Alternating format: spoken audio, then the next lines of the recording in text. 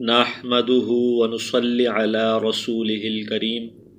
محترم دوستو، فضائل قرآن کے سلسلے میں جو ہماری تعلیم چل رہی ہے، آج اس کا 10واں حصہ پیش خدمت ہے۔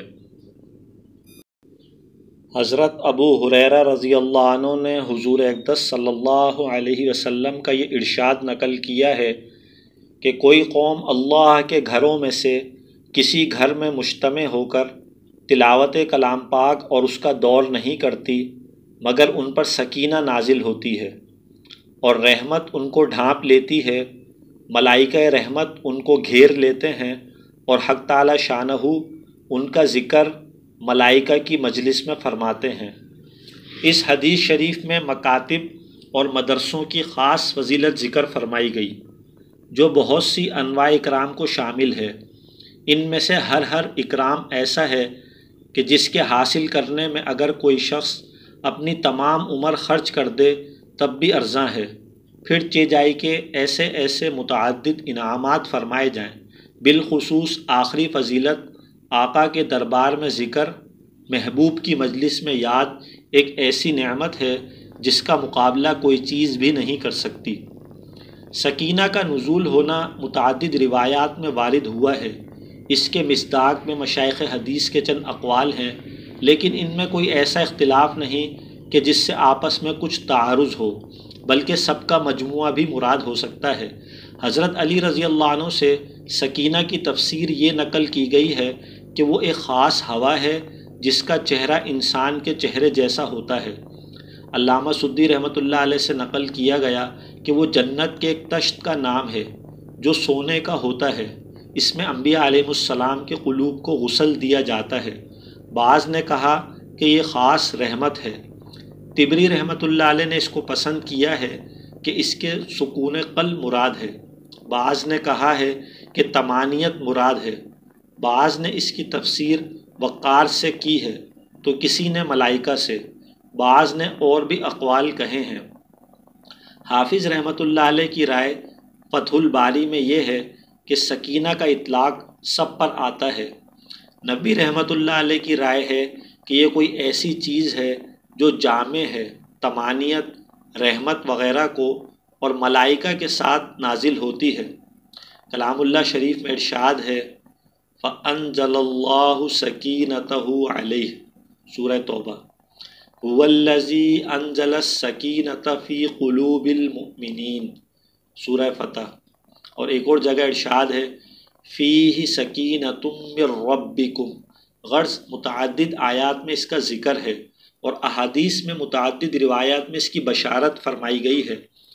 احیاء میں نقل کیا گیا ہے کہ ابن ثوبان نے اپنے کسی عزیز سے اس کے ساتھ افطار کا وعدہ کیا، مگر دوسرے روز صبح کے وقت پہنچے۔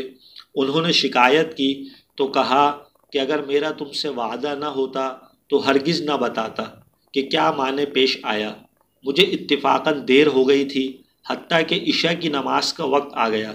خیال ہوا کہ وتر بھی ساتھ ہی پڑھ لوں کہ موت کا اطمینان نہیں، کبھی رات میں مر جاؤں اور وہ ذمے پر باقی رہ جائیں۔ میں دعائے قنوت پڑھ رہا تھا کہ مجھے جنت کا ایک سبز باغ نظر آیا جس میں ہر نوع کے پھول وغیرہ تھے۔ اس کے دیکھنے میں ایسا مشغول ہوا کہ صبح ہو گئی۔ اس قسم کے سینکڑوں واقعات ہیں جو بزرگوں کے حالات میں درج ہیں، لیکن ان کا اظہار اس وقت ہوتا ہے جب ماسوا سے انقطاع ہو جائے اور اسی جانب توجہ کامل ہو جائے۔ ملائکہ کا ڈھانکنا بھی متعدد روایات میں وارد ہے۔ اسید بن حضیر رضی اللہ عنہ کا مفصل قصہ کتب حدیث میں آتا ہے کہ انہوں نے تلاوت کرتے ہوئے اپنے اوپر ایک ابر سا چھایا ہوا محسوس کیا۔ حضور صلی اللہ علیہ وسلم نے فرمایا کہ یہ ملائکہ تھے جو قرآن شریف سننے کے لیے آئے تھے۔ ملائکہ ازدحام کی وجہ سے ابر سا معلوم ہوتے تھے۔ ایک صحابی رضی اللہ عنہ کے ایک مرتبہ ابر سا محسوس ہوا تو حضور صلی اللہ علیہ وسلم نے فرمایا کہ یہ سکینہ تھا، یعنی رحمت جو قرآن شریف کی وجہ سے نازل ہوئی تھی۔ مسلم شریف میں یہ حدیث زیادہ مفصل آئی ہے جس میں اور بھی مضامین ہیں۔ آخر میں ایک جملہ یہ بھی زیادہ ہے، جس شخص کو اس کے برے اعمال رحمت سے دور کر دیں، اس کا عالی نسب ہونا، اونچے خاندان کا ہونا رحمت سے قریب نہیں کر سکتا۔ ایک شخص جو پشتانی شریف النسب ہے مگر فسق و فجور میں مبتلا ہے، وہ اللہ کے نزدیک اس رذیل اور کم ذات مسلمان کی برابری کسی طرح بھی نہیں کر سکتا جو متقی اور پرہیزگار ہے۔ ان اکرمکم عند اللہ اتقاکم، حدیث نمبر 23۔ ابو ذر رضی اللہ عنہ حضور اقدس صلی اللہ علیہ وسلم سے نقل کرتے ہیں کہ تم لوگ اللہ جل شانہ کی طرف رجوع اور اس کے ہاں تقرب اس چیز سے بڑھ کر کسی اور چیز سے حاصل نہیں کر سکتے جو خود حق سبحانہ سے نکلی ہے، یعنی کلام پاک۔ متعدد روایات سے یہ مضمون ثابت ہے کہ حق تعالی شانہ کے دربار میں کلام پاک سے بڑھ کر تقرب کسی چیز سے حاصل نہیں ہوتا۔ امام احمد بن حنبل رحمۃ اللہ علیہ کہتے ہیں کہ میں نے حق تعالی شانہ کی خواب میں زیارت کی تو پوچھا کہ سب سے بہتر چیز جس سے آپ کے دربار میں تقرب ہو کیا چیز ہے؟ ارشاد ہوا کہ احمد میرا کلام ہے۔ میں نے عرض کیا کہ سمجھ کر یا بلا سمجھے؟ ارشاد ہوا کہ سمجھ کر پڑھے یا بلا سمجھے، دونوں طرح موجب تقرب ہے۔ اس حدیث شریف کی توضیح اور تلاوت کلام پاک کا سب سے بہتر طریقہ تقرب ہونے کی تشریح حضرت اقدس بقیت الصلب حجت الخلق مولانا شاہ عبد العزیز صاحب دہلوی نور اللہ مرقدہ کی تفسیر سے مستنبط ہوتی ہے، جس کا حاصل یہ ہے کہ سلوک الی اللہ یعنی مرتبہ احسان حق سبحانہ و تقدس کی حضوری کا نام ہے، جو 3 طریقوں سے حاصل ہو سکتی ہے۔ اول تصور، جس کو عرف شرع میں تفکر و تدبر سے تعبیر کرتے ہیں اور صوفیہ کے ہاں مراقبہ سے۔ دوسرا ذکر لسانی اور تیسرا تلاوت کلام پاک۔ سب سے اول طریقہ بھی چونکہ ذکر قلبی ہے اس لیے دراصل طریقے 2 ہی ہیں۔ اول ذکر عام ہے کہ زبانی ہو یا قلبی، دوسرے تلاوت سو جس لفظ کا اطلاق حق سبحانہ و تقدس پر ہوگا اور اس کو بار بار دہرایا جائے گا جو ذکر کا حاصل ہے تو مدرکہ کہ اس ذات کی طرف توجہ اور التفات کا سبب ہوگا، اور گویا وہ ذات مستحضر ہوگی، اور استحضار کے دوام کا نام معیت ہے، جس کو اس حدیث شریف میں ارشاد فرمایا۔ حق سبحانہ و تقدس کا ارشاد ہے کہ بندہ نفل عبادتوں کے ساتھ میرے ساتھ تقرب حاصل کرتا رہتا ہے، یہاں تک کہ میں بھی اس کو محبوب بنا لیتا ہوں، حتیٰ کہ میں اس کا کان بن جاتا ہوں جس سے وہ سنتا ہے، اور آنکھ بن جاتا ہوں جس سے وہ دیکھتا ہے، اور ہاتھ جس سے وہ کسی چیز کو پکڑتا ہے، اور پاؤں جس سے وہ چلتا ہے۔ یعنی جب کہ بندہ کثرت عبادت سے حق تعالی شانہ کا مقرب بن جاتا ہے تو حق تعالی شانہ اس کے اعضاء کے محافظ بن جاتے ہیں، اور آنکھ، کان وغیرہ سب مرضی آقا کے تابع ہو جاتے ہیں۔ اور نفل عبادات کی کثرت اس لیے ارشاد فرمائی کہ فرائض متعین ہیں جن میں کثرت نہیں ہوتی، اور اس کے لیے ضرورت ہے دوام استحضار کی، جیسا کہ پہلے معلوم ہو چکا۔ لیکن تقرب کا یہ طریقہ صرف اسی محبوب کی پاک ذات کے لیے ہے۔ اگر کوئی چاہے کہ کسی دوسرے کے نام کی تسبیح پڑھ کر اس سے تقرب حاصل کر لے تو یہ ممکن نہیں، اس وجہ سے کہ اس قسم کے تقرب میں جس کی طرف تقرب ہو اس میں 2 بات کا پایا جانا ضروری ہے۔ اول یہ کہ اس کا علم محیط ہو ذاکرین کے قلبی اور زبانی اذکار کو، اگرچہ وہ مختلف زمانوں اور مختلف اوقات میں ذکر کریں۔